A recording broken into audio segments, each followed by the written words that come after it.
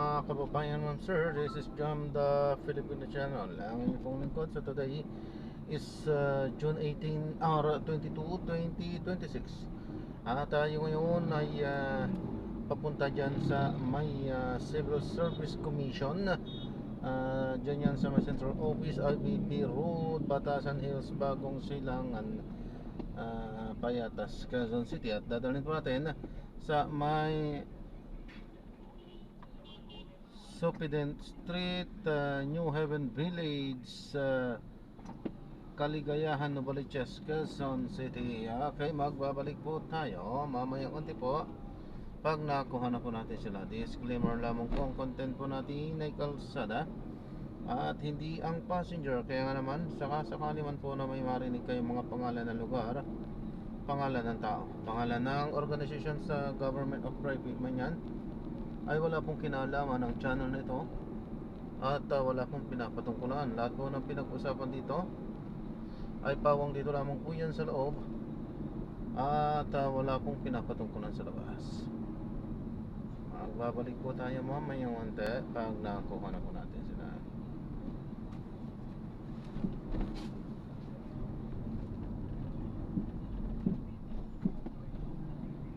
Yun na kasi.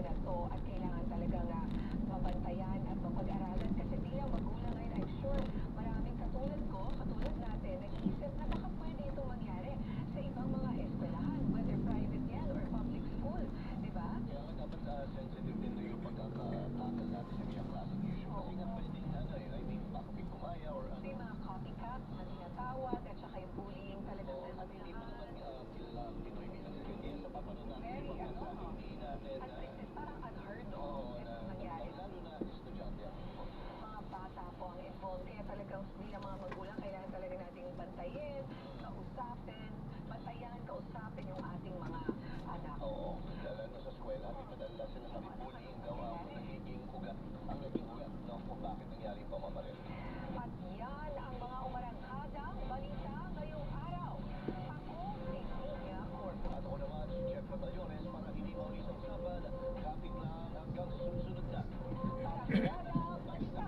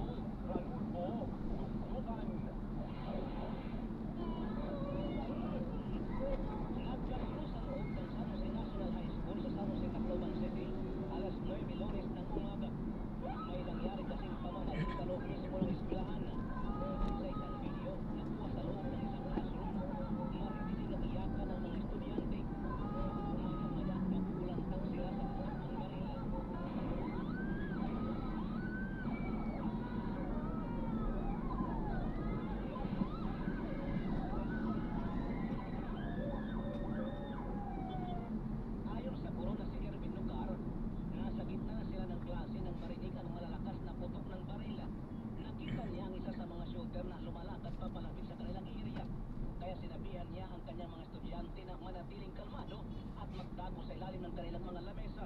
Nilaki rin ang pinto pero patuloy sa iyakan ng mga mag-aaral. Sa labas naman ng eskwelahan, makikita ang nagtatakbuhan palabas ng paaralan ng mga estudyante at guro.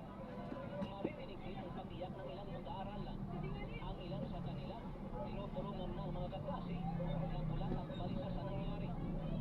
Binuhat naman palabas ang isa sa mga sugatang estudyante. Sa pag-respond ng mga pulis, pinalabas ang mga estudyante at guro. Ayon sa Tacloban City Police, 3 ang patay sa pamamaril, 13 ang mga sugatang, ginagamot sa mga ospital. Bago magtanghali, magkasunod na naristo ang mga suspek na pawang mga minor de edad. Ang isa sa kanila, grade 9 student sa mismong paaralan kung saan nangyari ang pamamaril. Naglulok sa si Chinelen Badoria, ina ng isa sa mga estudyanteng nasawi. Inakala niya noong una na ligtas ang kanyang anak.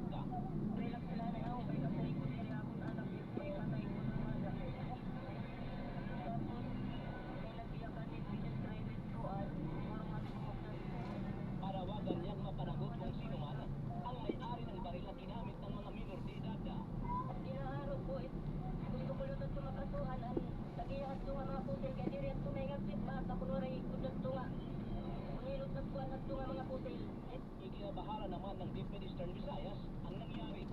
Nakikipag-ugnayan na rin ang kagawaran sa PNP para masiguro ang kaligtasan ng mga estudyante at guro sa eskwelahan. Makikipag-usap naman ang DepEd Tacloban City sa Tacloban City Social Welfare and Development Office para sa agarang psychosocial first aid sa mga estudyante at maging sa mga guro at staff ng paaralan. Mas mahigpit na seguridad naman sa mga paaralan ang pinapaalala ng DepEd.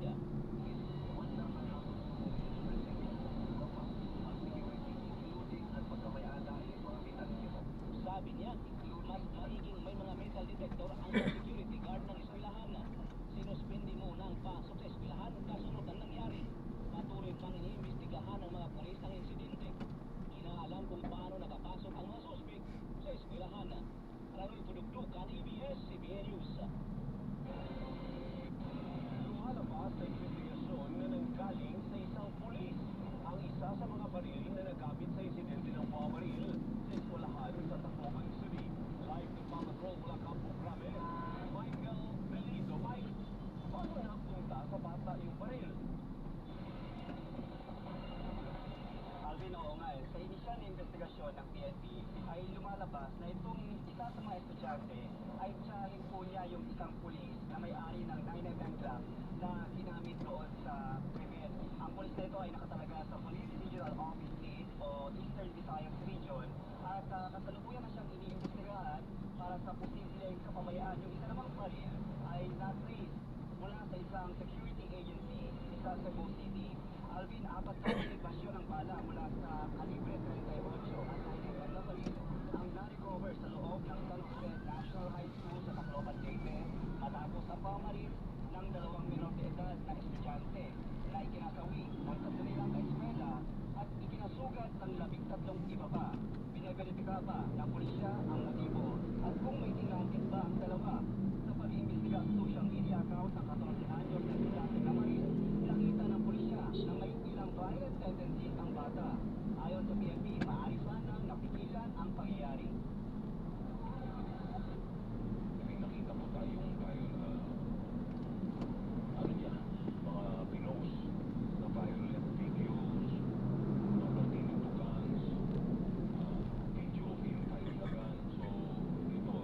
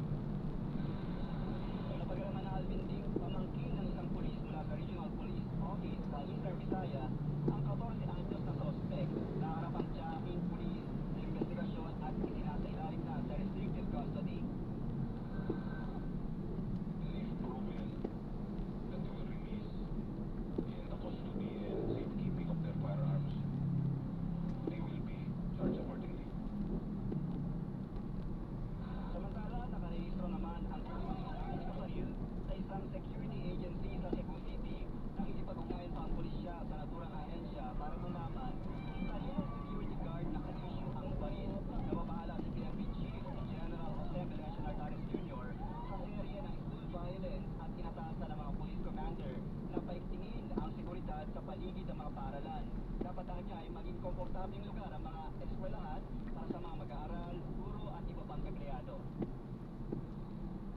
I therefore direct all police commanders to strengthen police visibility around schools, intensify preventive patrols, conduct security assessments, and sustain close coordination with school authorities, local government units, parents, and community stakeholders. We understand that there is not enough budget for sa lahat po ng naisip natin ng mga x-ray, yung mga metal detectors, yung hiring of security guards, hindi po ano to. But we have alternatives na mag-reach yung closer coordination with the barangays.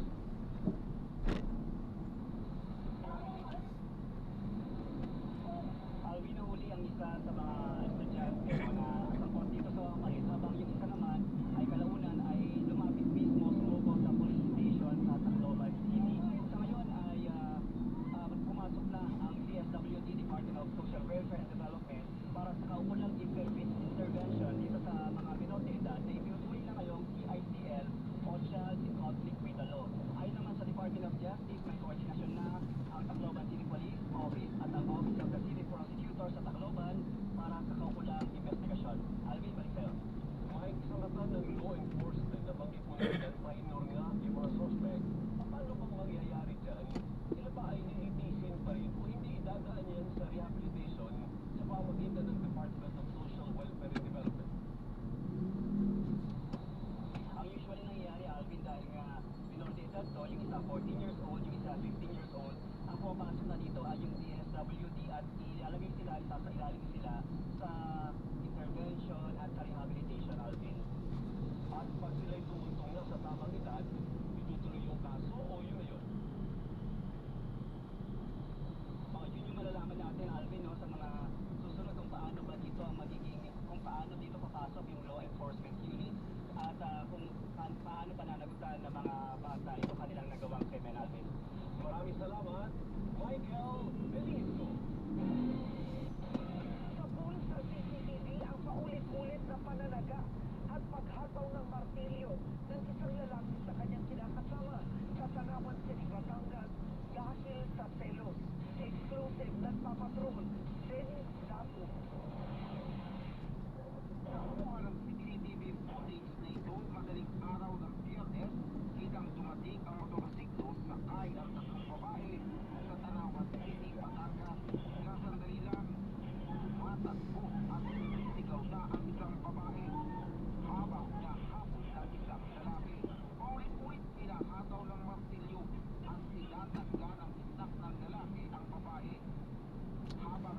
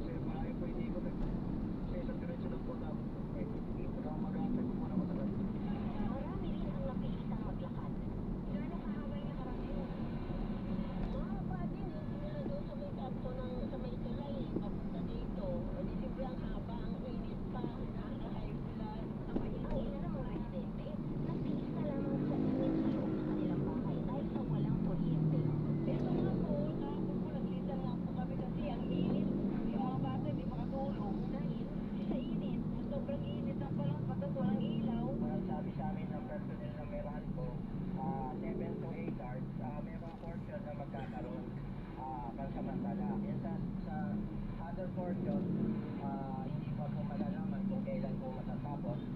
Pero pansamantala magkakaroon po yung iba. Siguro mga 3 days yung tansya po ng Meralco. Sa pahayag ng Meralco, nasa 500 customer ang pansamantalang nawala ng serbisyo dahil sa insidente. Humihingi rin sila ng pangunawa sa nangyari at tiniyak na hindi sila titigil sa pagsasaayos hanggang sa tuluyang maibalik sa normal ang supply ng kuryente. Easily, ABS-CBN News.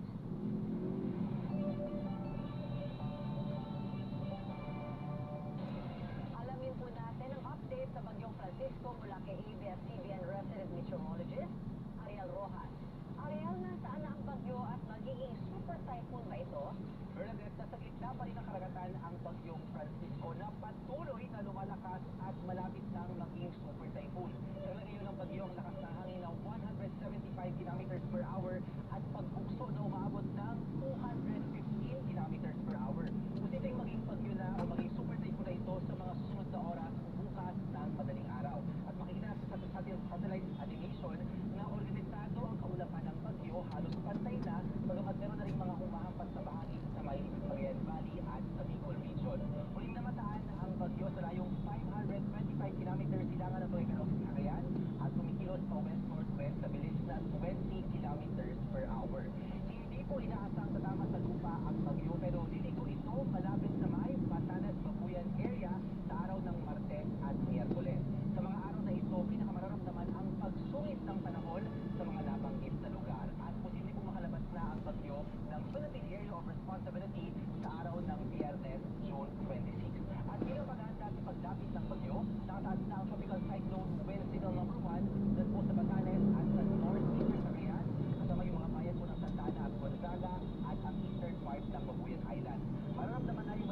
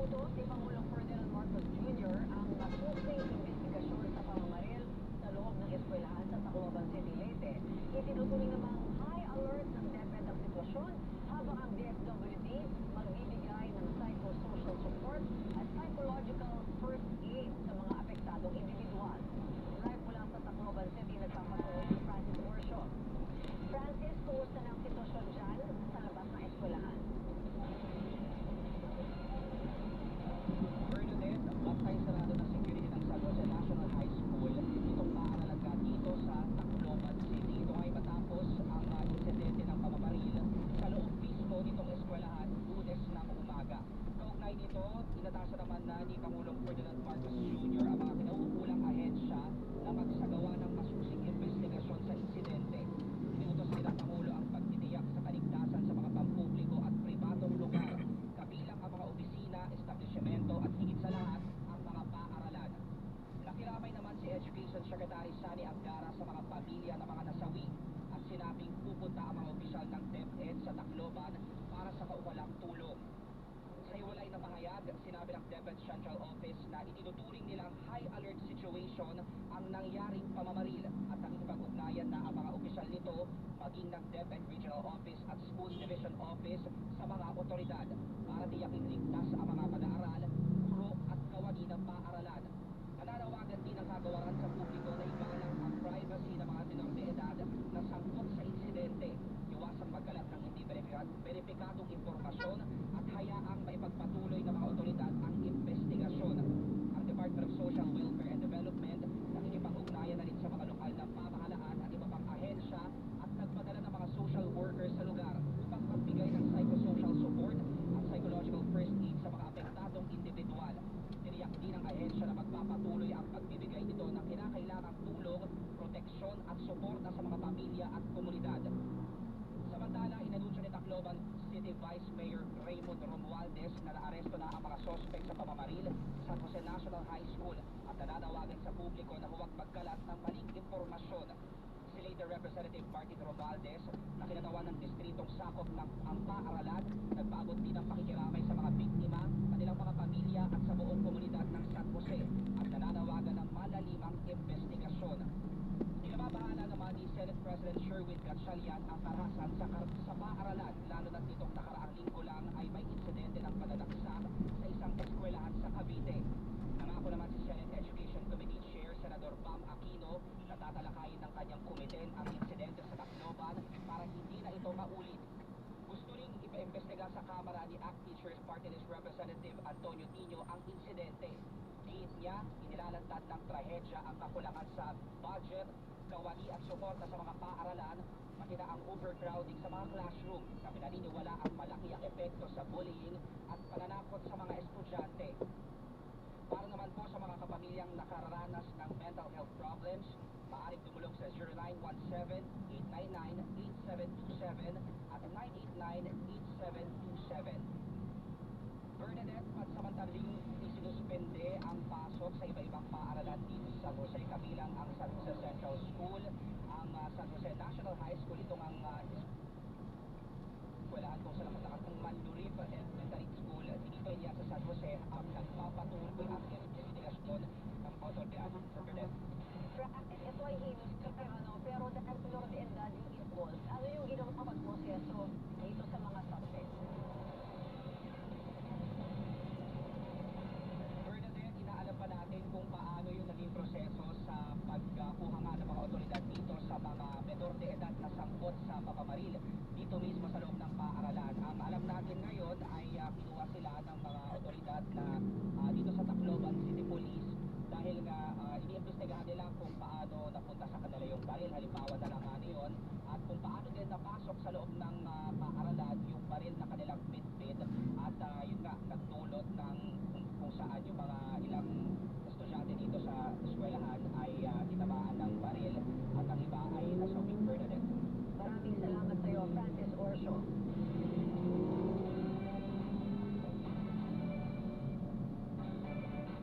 Gretchen, marami na ang nag-aabang sa pagbabalik sa telebisyon ni Coco Martin. Kailan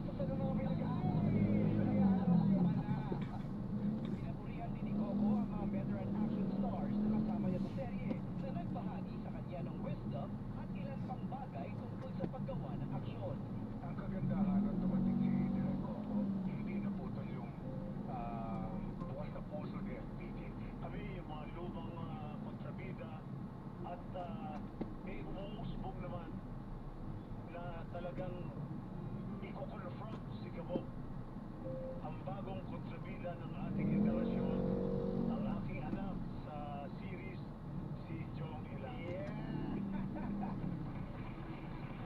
Lahat ng mga show ko nung nagsisimula ako sa ABS-CBN, kami lagi magkasama ni Kuya Jong. Kaya napakalaki ng utang na loob ko dyan. Lagi yan nakasuporta sa akin. Kahit sa panday, yung nagripanday ako, sinuportahan niya rin ako. Hindi nagpapabayad yan. Ganun yan. Dahil dyan, mahal yan. Ano, nag-ako, kumedyante na rin talaga. Mamaya na ang world premiere ng Sigamo pagkatapos ng TV Patrol.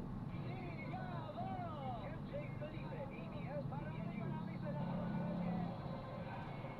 Dapat pabalik ng TV Patrol, exclusive construction worker na wanted dahil sa panggagahasa sa anak ng kanyang kasintahan, nahuli.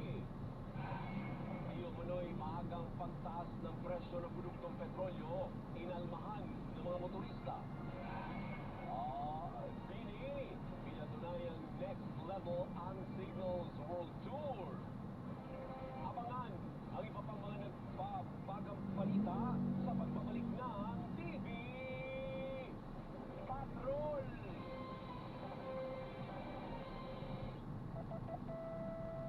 Ang oras, 3 minuto bago mag-alas 7 ng gabi. Oras na din sa inyo ng Playtime Entertainment. Born for happiness. TV Patrol sa TCMM. Proteksyon at tulong sa tayo. Liberate Pro. May si Liberate. May multivitamins pa. Liver up na tayo. Liberate Pro. Jericho Rosales po. Ibang level na tayo. For liver health, Silverin plus multivitamins, Liberate Pro. I take it every day with proper diet and exercise. Ang Liberate Pro ay maaaring makatulong sa proteksyon ng atay at support and aid sa treatment ng chronic inflammatory conditions tulad ng fatty liver. Mag-liver up na. Silverin plus multivitamins, Liberate Pro. Silverin plus multivitamins and the generic name of Liberate Pro. If symptoms persist, consult your doctor.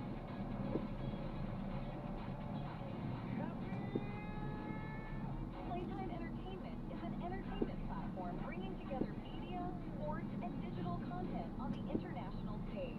Visit playtime.ph and follow Playtime Entertainment on social media for moments that make you happy. Playtime Entertainment. Born for happiness. TCMM. Número 1 sa aksyon.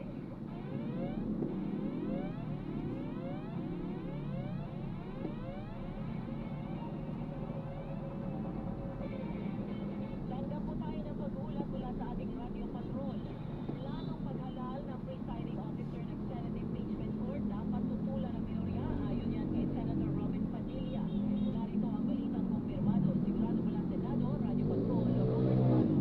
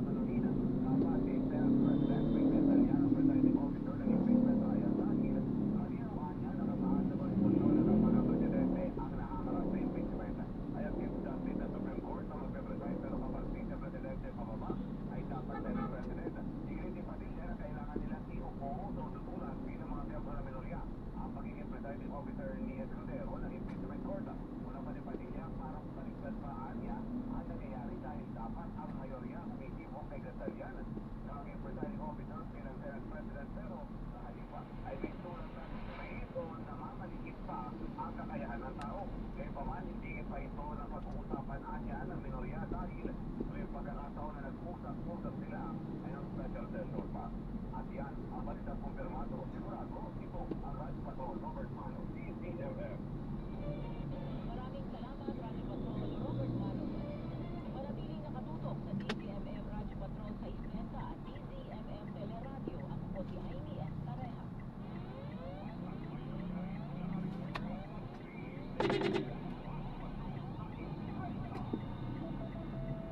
Ang oras 1 minuto makalipas ang alas 7 ng gabi. Ang oras ay natin sa inyo ng Lemex Forte Urban Capsule. Maluwag ang pagkila, tunaw ang problema. Basta naman Lumusot sa Lemex. pangalaman. Número 1 sa aksyon.